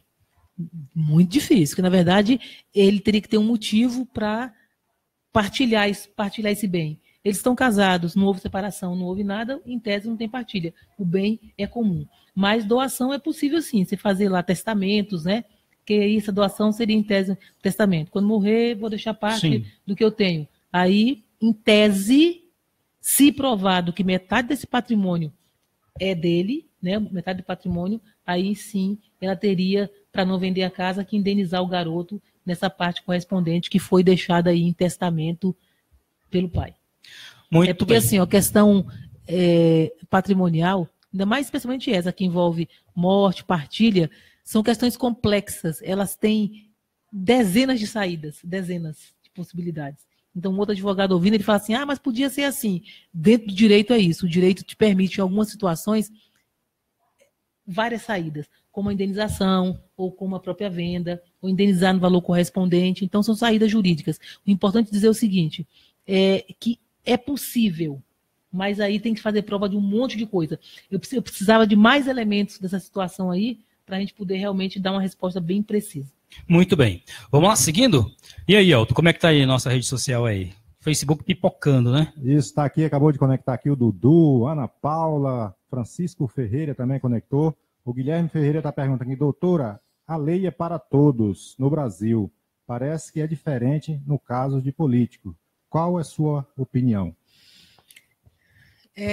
Eu sou bacharel em Direito, sou delegada de polícia, então, se você me perguntar, eu vou exigir, vou querer sempre que a lei seja igual para todos.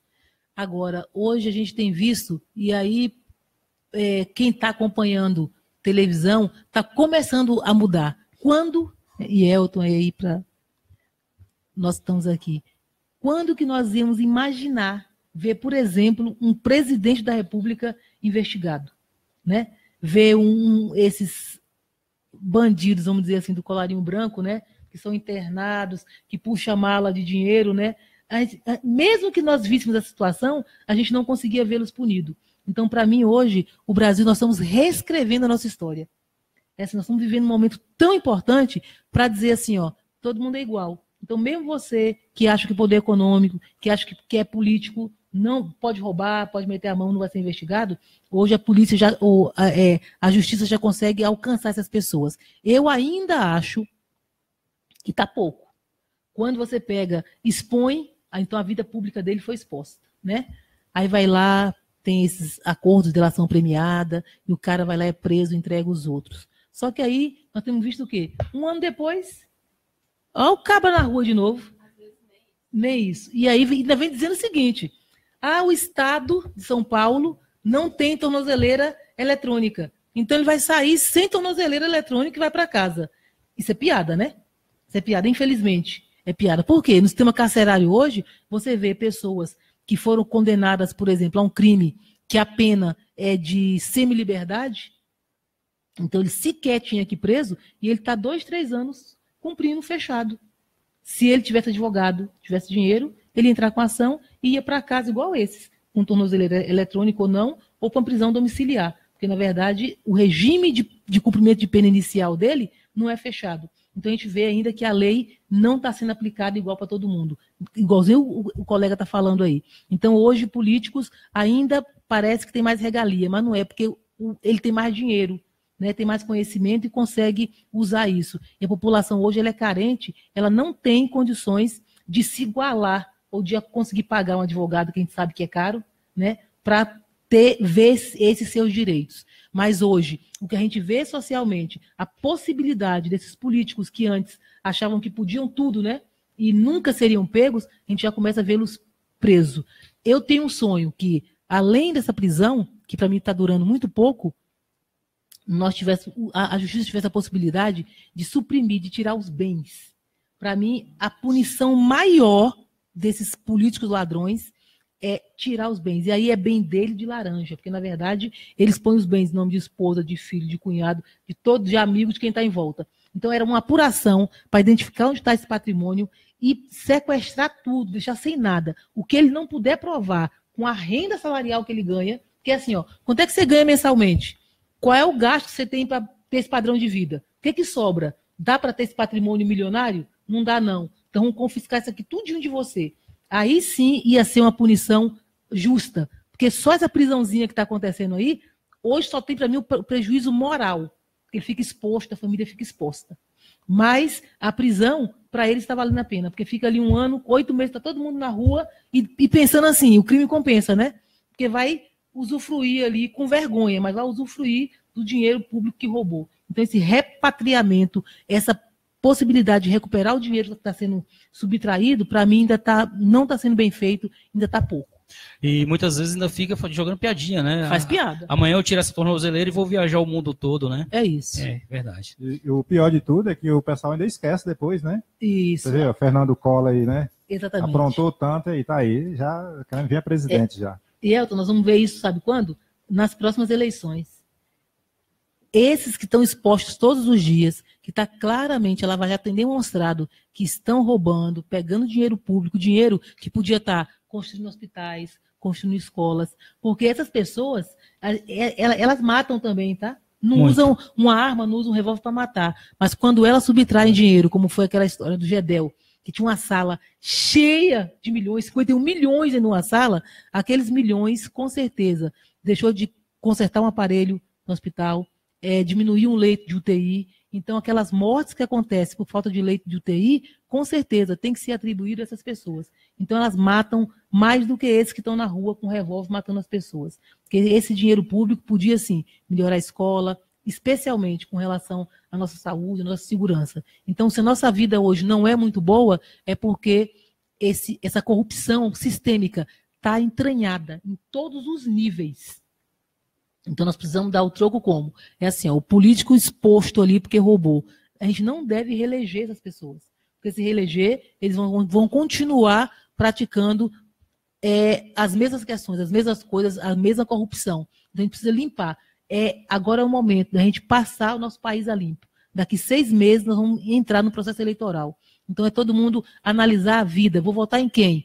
Vai na internet, que é muito fácil, e pesquisa a vida dele. Para ver se é ficha limpa, para ver se já teve algum processo, né, de subtração de dinheiro público. Se tiver, não vote de novo, porque essas pessoas, para que a gente possa realmente mudar a nossa vida. Aí sim a gente consegue mudar a vida das pessoas. Isso é verdade, doutora. E ter a consciência que eu vou votar, mas eu vou votar naquela pessoa que realmente não tem nada que desabone a sua conduta. Porque o que eu mais ouço hoje na rua trabalhando é que as pessoas dizem assim, eu não vou votar em ninguém, eu não vou votar em ninguém. Isso é um perigo, doutora, porque as pessoas que estão deixando de votar, os mesmos que estão lá já têm os votos comprados. Isso mesmo. Então a gente não vai ter concorrência para tirar aquele que ele já está lá. Então ele vai continuar, porque quem vendeu o voto, eleição passada, vai vender agora. Então o voto garantido ele já comprou.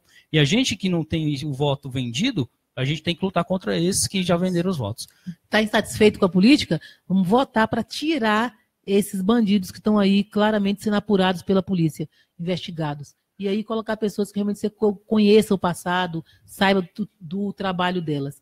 Então, a perguntinha, só para resumir, para mim, hoje ainda existe uma classe política privilegiada, mas com certeza, já há uns 3 ou 4 anos aí, com essa possibilidade de Lava Jato e essas operações que estão acontecendo, nós estamos vendo essa realidade mudar.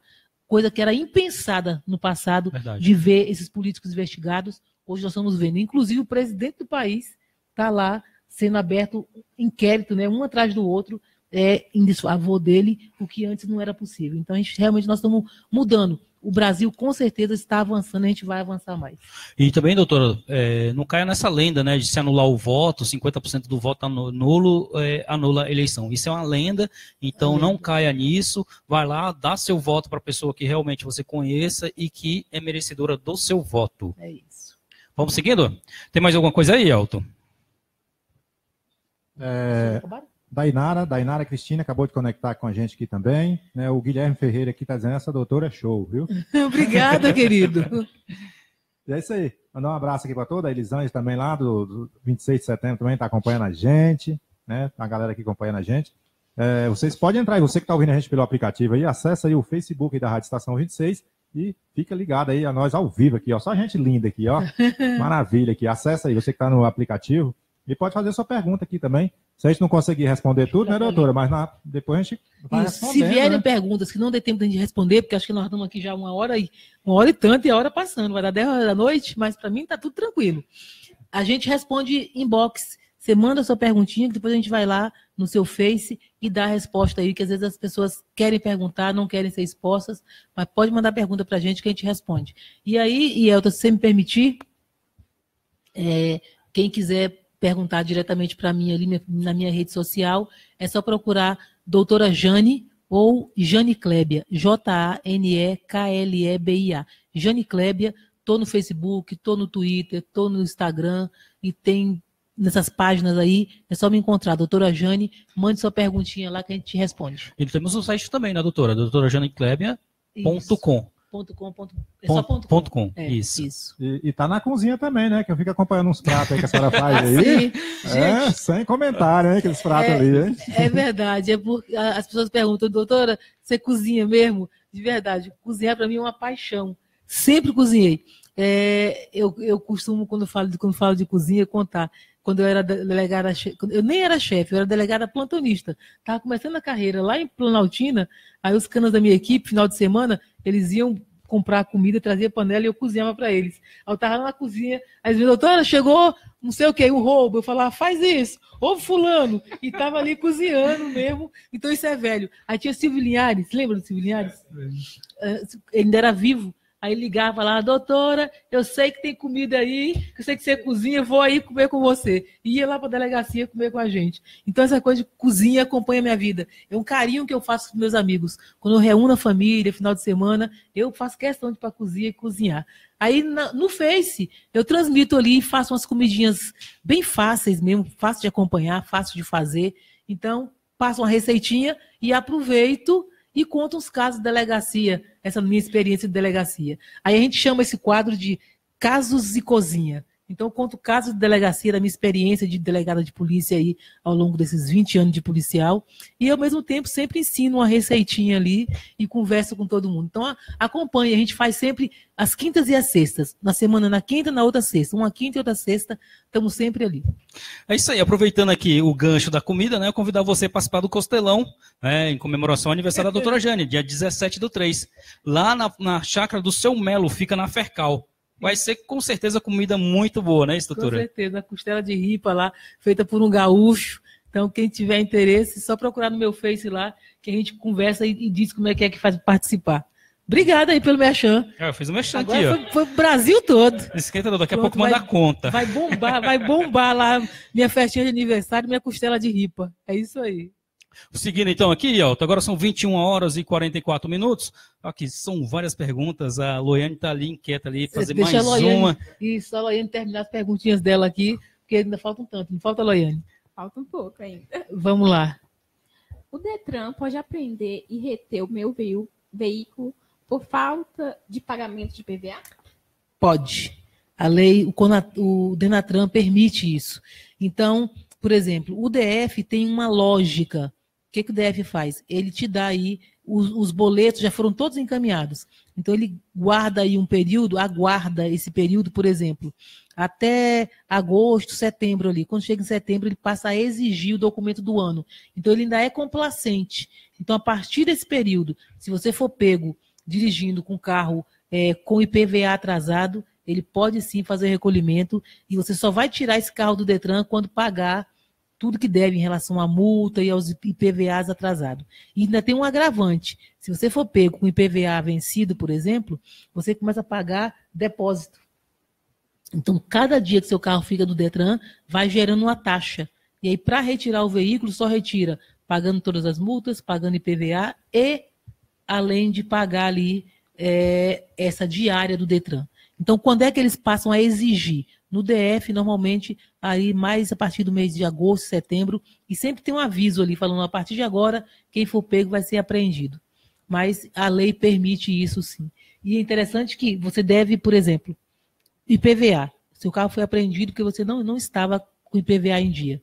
Para tirar, se tiver multa, só sai depois que pagar tudo zeradinho. Senão você vai perder o veículo e ele, em algum momento, quando passa muito tempo, ele vai a leilão para pagar essa taxa de depósito ali que você não conseguiu pagar. Doutora, essa pergunta é muito interessante. Eu já vi vários posts aqui, inclusive de advogados, dizendo que não pode reter o veículo, né? Se confiscar o veículo por isso. Mas o COTRAN é meio claro e diz que aquilo é um documento obrigatório e você tem que estar com ele em porte. Tem que portar o veículo obrigatório. E para você pegar a liberação do documento, só se você fizer o pagamento. Isso. Então, é uma lenda também na internet. Essa questão de, não pode prender por isso, pode. por isso, por isso. Pode prender? Pode. Então, a lei permite isso. Nem prender, isso aí é um recolhimento administrativo. Isso é administrativo, então seu carro vai ser recolhido, vai ser guinchado ali. E eles te cobram até o guincho. Vai virar uma taxa, é sério, e você vai acabar pagando aquilo ali. Vamos lá, seguindo.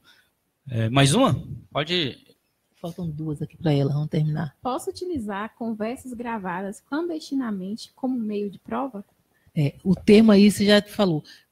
Conversas gravadas clandestinamente. Não vai ser... Essa questão de gravação, ela é muito séria. Suponhamos que tenha um inquérito, né? Então, essa gravação sem autorização, ela não é aceita como meio de prova. A justiça vai recusar essa gravação. Agora, quando a conversa for envolver você, eu estou sofrendo uma ameaça, por exemplo, né, do meu companheiro, e aí eu boto um aplicativo no meu celular para gravar essa conversa. Eu sou parte do conteúdo, então eu posso gravar essa conversa e ela vai ser aceita lá na delegacia. Agora, quando for, você só quer, por exemplo, existe uma investigação em curso e você vai ali sorrateiramente e tenta produzir provas e a pessoa não tem conhecimento, com certeza, isso juntado nos autos, o juiz vai mandar excluir aquele conteúdo. Isso é interessante, eu ia te perguntar isso. Já que você é envolvido, você pode gravar, né? Pode. Muito bem. Vamos? Vamos lá para a última. Completei 18 anos. É meu direito continuar recebendo a pensão da minha mãe falecida? Tá. Se for uma pensão de trabalho, por exemplo, ela era funcionária e de algum jeito ali você tinha direito a essa pensão. Por 18 anos você vai perder esse direito. Pensão, por exemplo, judicial, né? Eu entrei com ação judicial contra meu pai ou contra minha mãe e recebo a pensão. Completei 18 anos. De imediato vai exonerar? Qualquer decisão judicial por alimentos, por exemplo, só sai por meio de uma outra ordem judicial. Então, aos 18 anos, por exemplo, quem paga vai ter que entrar com ação pedindo a exoneração da obrigação de pagar. O juiz vai avaliar e vai tirar ou não. Em regra, tira. Mas, por exemplo, aos 18 anos ele ainda está estudando, está fazendo um curso superior. Então, aí, essa pensão é possível que se mantenha até os 24 anos. Depois dos 24, 25 anos, sempre pedir você pode, mas, em regra, vai ser exonerado. Ou aos 18 ou aos 24 ali, se você for estudante. Então, sempre é aquela questão que eu falei nesse instante. Depende da necessidade e da possibilidade. Então, se você provar que você tem alguma necessidade, que por algum motivo não pode trabalhar e ainda precisa daquela pensão, o juiz vai avaliar e vai manter ou não. Mas, em regra, essa pensão aí de trabalho interior de 18 anos, pensão de pessoa morta, vai exonerar os 18 anos. Bem no automático. No automático. A empresa ela vai cortar. Na hora, né? Vamos lá, seguindo. Claudionor Varjão. Sou marceneiro e trabalho sem carteira assinada. Tive uma criança com minha ex-namorada e agora ela quer que eu registre e pague uma pensão. Ela não pode provar que eu trabalho. Se eu deixar ela entrar com uma ação judicial, eu vou ser obrigado a pagar? Vai. Mesmo não tendo carteira assinada? Mesmo. É assim, gente. A criança, na verdade, ela não pediu para nascer, né? Então, desde que prove que você é o pai, você é obrigado, você é responsável por ela. Então, o juiz vai impor uma pensão. Infelizmente é assim, você vai se virar para trabalhar. Eu me recordo quando eu dava fazer defensoria pública, lá em Sobradinho. Então, tinha um senhor, eu fiquei chocada à época. Ela entrava com ação, né, contra o companheiro lá, ela andava na defensoria com um monte de menino pequeno, tal, todo mundo tinha muita dó dela, ajudava com comida, com alimento, com roupa, com tudo.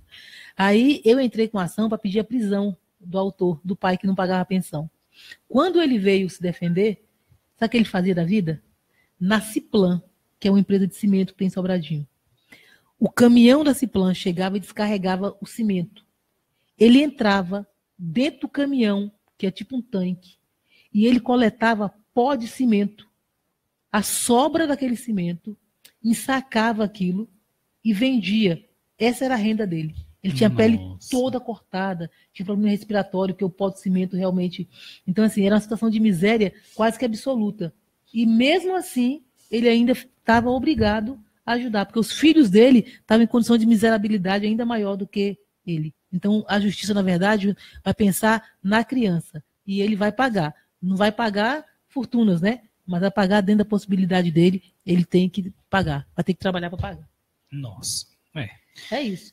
Rogério, só vou te dizer que assim, nós temos, gente, aqui 3 cadernos de pergunta. Vai ficar para o próximo programa, eu acho, a gente responder essas aqui, esse restante, porque hoje foi diferente, a gente respondeu aqui as perguntas, a dela e a sua, e a gente pode, para as pessoas que mandaram essa semana, a gente vai responder para você em inbox, né? Eu vou lá no seu e-mail, que eu já sei como é que a gente faz aquele esqueminha, se foi celular que chegou para a gente, ou se foi pela internet, e vou te dar essa resposta aí, para que a gente não vai ficar aqui até amanhã, hoje. Hoje tá bom. Tá muito bom, nós estamos a 1h30, 1h30, né? 1h30. Começamos 8h30, são 10 horas, né? E as pessoas nos acompanhando aí, e Elton, estamos por sua conta. E a gente vai retornar aqui uma outra hora, fazer a extensão desse programa, acho que ele é muito interessante, esclarece muitas dúvidas, né? Então, e todo mundo sempre tem muita dúvida a respeito de questões jurídicas que envolvem a mulher, ou que envolvem o direito de família, ou o direito do trabalho aí. E a gente vai, na medida do possível, respondendo. A gente pode retornar aqui em um outro momento para continuar isso aí. E, Rogério, isso aqui a gente faz na outra semana. E quem quiser nos acompanhar, a gente faz esse programa. Passa aí, Rogério, para nós, por favor. É isso aí. Convido você a participar conosco, 11 horas da manhã, Paranoá FM. Você da região do Paranoá, Varjão aí, do entorno 98.1 FM. Ou pelo site, né? www.paranoafm.com.br. Toda terça-feira, 11 horas da manhã. E se entrar no meu Face, terça-feira, 11 da manhã, nós estamos lá com a Patrulha da Mulher, respondendo um monte de questões parecidas com essas aqui, tirando as suas dúvidas. Então, Jane Klebia, só procurar no Facebook, Jane Klebia, Klebia com K, que você vai me encontrar lá. E pode acompanhar nossas lives, que a gente transmite programa de rádio, igualzinho estamos fazendo aqui.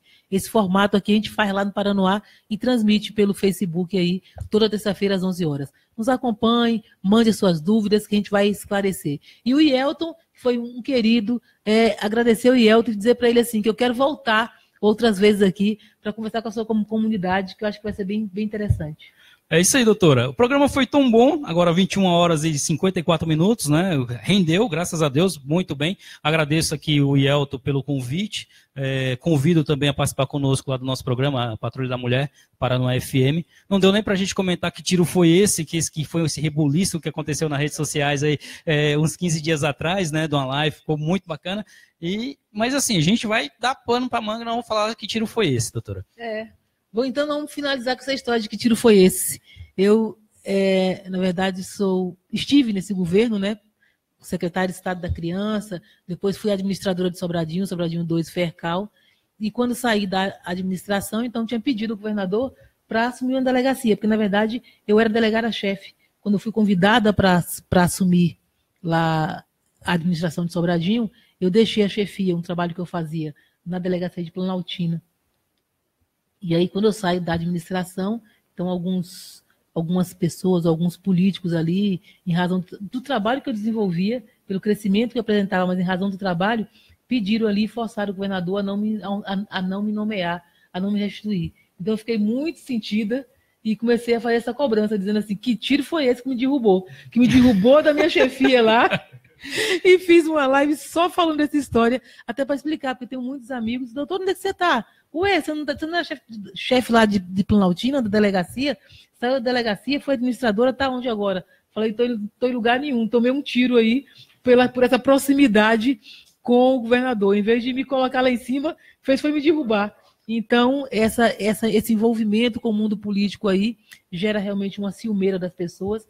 Então, acabou me trazendo uma série de prejuízos funcionais na minha carreira. Mas hoje estou lá na delegacia do Lago Norte, trabalhando no plantão, no cartório, e assim, não tenho problema nenhum em trabalhar no cartório, amo esse trabalho, o trabalho que eu faço, mas realmente eu tive um prejuízo funcional muito grande pelo fato de ter participado do governo. Então, eu participei do governo e acabei perdendo meu cargo de chefia e não retomei. E eu sei que eu tinha muito como contribuir ali com o trabalho que eu fazia naquela região ali, Sobradinho, Planaltina. Então, me magoei, fui lá e fiz uma gravação, fiz um bolo de cenoura e desabafei lá com o povo e botei o título assim, que tiro foi esse? Para explicar o que aconteceu comigo. E aí as pessoas assistiram, tem 3.000 e tantas visualizações e até hoje está rendendo essa história de que tiro foi esse. Doutora, para a gente encerrar, o Guilherme Ferreira, ele mandou aqui, quero fazer uma pergunta em qual momento que acontece um abuso de autoridade. Para a gente encerrar aqui esse bate-papo, vamos responder essa pergunta aqui, a gente finaliza e depois a gente vai lá para a Rádio do Paranoá e convido todos que estão participando com a gente aqui através da live, da Rádio Estação 26, a participar com a gente lá pelo Paranoá FM. É isso, olha, abuso de autoridade vai acontecer sempre quando houver o excesso. Qual é a dificuldade, se é que existe dificuldade, em aferir esse abuso de autoridade? Porque vai depender sempre de qual foi a situação. O limite entre o uso da força necessária, por exemplo, pela polícia, e quando é que isso já virou um abuso de autoridade. Porque às vezes a polícia chega e dá uma ordem de parar, de explicar, de recolher, de acompanhar, e a pessoa se nega. Então, quando ela se nega, em tese, ela está incorrendo aí numa desobediência, né? Desobedecer uma ordem legal de quem tem o poder para dar aquela ordem. Então, quando a polícia vai fazer o uso da força necessária para conseguir a obediência daquela pessoa que está desobedecendo, por exemplo, então ela usa a força. Então, esse uso da força pode ser excessivo. Então, isso aí vai desembocar em quê? No abuso de autoridade. Ou, por exemplo, não é legítimo. A pessoa não está fazendo nada e chega o policial lá só porque é policial e acha que pode chegar e ir dando ordem e ir mandando. Não tinha situação nenhuma que justificasse a atuação com aquela força, daquela forma. Isso é abuso de autoridade. Eu estou dando exemplo de casos policiais porque geralmente quando perguntam não estão falando de casos de polícia. Mas esse abuso de autoridade pode acontecer em qualquer outra situação. Quando a pessoa é constituída de uma autoridade pública, e aí o servidor público, ele tem fé pública, ele tem uma autoridade, está investido do Estado de uma autoridade, quando ela usa esse poder que o Estado lhe dá de forma excessiva, então ele sempre vai estar incorrendo no abuso de autoridade. Agora, existe tipificado uma lei que trata do abuso de autoridade, que se refere às questões policiais. Então, quando o policial age com excesso, é abuso de autoridade. Por que eu disse que é difícil? Porque é difícil você avaliar quando é que aquela força foi a força necessária, porque não fala, força necessária é qual? Que tanto que é? É verdade. É só segurar? É algemar? Entendeu? Por exemplo, você pega uma briga de casal, né? E tem lá, ele não oferece perigo um para o outro, por exemplo. Aí vai lá, pega, agride, joga no chão, usa gás de pimenta, e aí algema. E às vezes a pessoa nem se recusou a acompanhar, nem se recusou a ir à delegacia. Então você tem que avaliar, no caso concreto, se houve excesso. Então todo excesso nessa atuação é considerado abuso de autoridade. Agora, para avaliar o abuso, sempre é na situação concreta. Porque tem que saber se aquela força foi utilizada. E aí depende de quem vai julgar, que é o delegado que recebe, e o juiz que vai julgar aquela conduta vai dizer, foi excessiva ou não? Então, entendi. Pode ser que você pegue duas situações iguaizinhas e nenhuma seja considerada abuso e na outra não. Então, depende da situação concreta ali. Mas, em regra, todo excesso é considerado abuso de autoridade. Doutora, e aquela famosa frase, sabe com quem você está falando? Não é que muito constrange outras pessoas. Isso pode ser considerado um abuso de autoridade? Pode. Por exemplo, se só o fato de ser policial, militar, ou policial civil, delegado, seja lá o que for, não dá o direito em qualquer situação da pessoa chegar e se impor a outra, às vezes em questão até privada. A famosa carteirada, né? A carteirada. Relação de vizinho, aí vai lá e fala, não, você sabe o que você está falando, que eu sou delegado, não sei o quê. Uma denúncia dessa pode, com certeza, trazer sérias complicações para a pessoa que, em tese, deu essa carteirada ou usou essa frase, você sabe o que você está falando, só porque, em tese, é policial. Então, é policial, ele tem que agir nas situações que exigem atuação como policial. Ou quando está trabalhando, ou se de repente ele está na rua e vê uma situação de perigo, né, em que alguém esteja vivendo a situação e que ele tenha que usar força para defender aquela pessoa ali. Mas aí o fato foi justificável. Agora, simplesmente só pelo fato de ter uma carteira, não dá direito de sair por aí enquadrando as pessoas. Isso aí sim é abuso de autoridade e pode ser punido desde que tenha uma denúncia. Muito bem. Doutora, para a gente finalizar, Deise Caldeira está dizendo aqui, aula top. Foi uma aula mesmo. Muito obrigado pela aula também. Estamos aqui à disposição. Vamos continuar fazendo. Você que assistiu, acompanhe a gente às terças-feiras, 11 da manhã, lá no meu Facebook, Jane Clébia.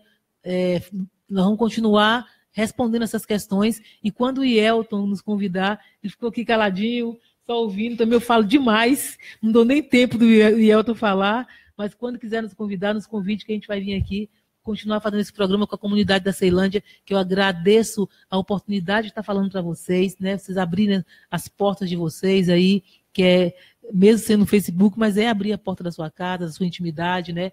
Tirar um pouquinho do seu tempo para nos ouvir. Então, eu espero realmente ter contribuído com vocês aí com essas respostas. E, minha amiga advogada, diz aí, me avalia aí. Gostou? Tá bom?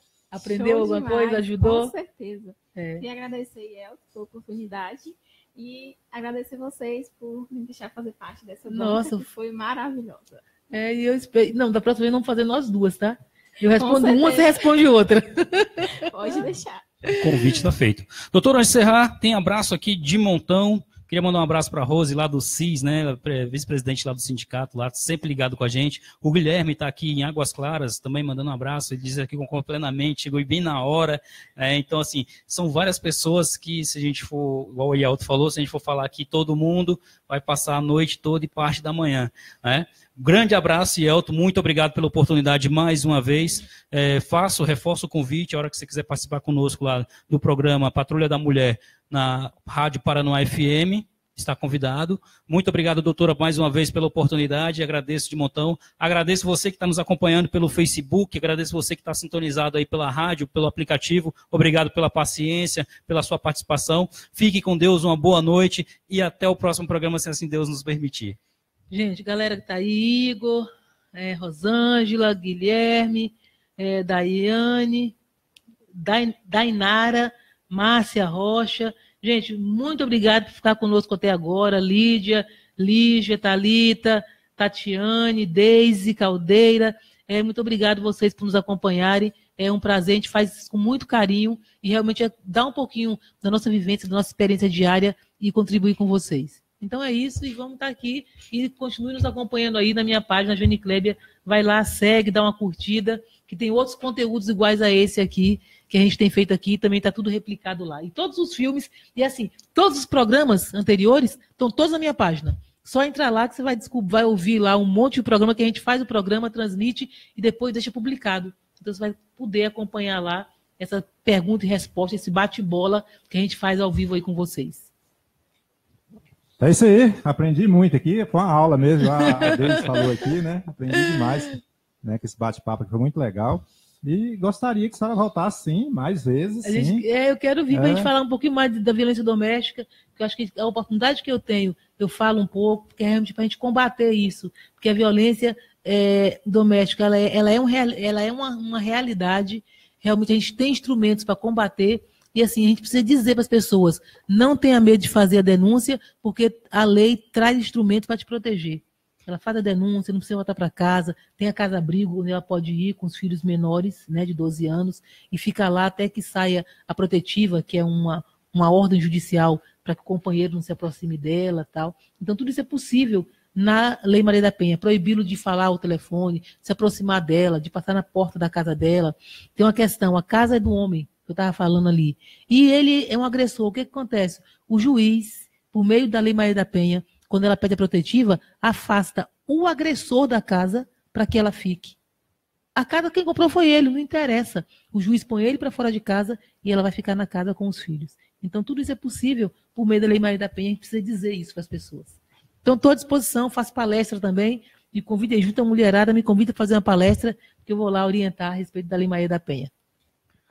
Com certeza. Já vou deixar o convite aqui, se só tiver disponibilidade, da gente fazer esse horário aqui, né, que eu acho que o pessoal gostou. Quem gostou aí, comenta aí, né, se quer que ela volte aqui esse horário, se tiver disponibilidade ou outro horário, a gente pode fazer. A gente pode voltar aqui nesse mesmo horário, acho que um horário bacana, né? Mesma data, um pouquinho mais cedo, né? Mais cedo. É porque hoje teve aquela programação, né? Sim. Foi por isso que foi assim, mas a gente pode começar mais cedo, às 18 horas ou até mais cedo. Isso, 18, 19, 20 horas, para mim está tudo bem, tudo tranquilo. A gente vai conversando essa semana, se tiver disponibilidade, já está convidado a gente participar aqui toda semana, que eu acho que a gente vai conseguir trazer bastante informações aqui para Ceilândia e para todo o Distrito Federal e para o Brasil todo, né? Que tem muita gente ligada, Tocantins, de todo lado hoje está acompanhando a nossa programação. Inclusive, teve algumas perguntas aqui que eu ia fazer para algumas pessoas, né? Pedi para me falar o nome, você já respondeu aí, então não vou nem questionar aqui as perguntas, já foi respondido, tá? Tá bom. E queria agradecer aqui o Rogério, né? Rogério é companheiro aí que a gente se conhece há muito tempo aí, trabalhamos junto, né? Isso. Eu que agradeço a oportunidade de estar aqui. Foi muito bom, um programa muito bacana, né? Esclarecedor.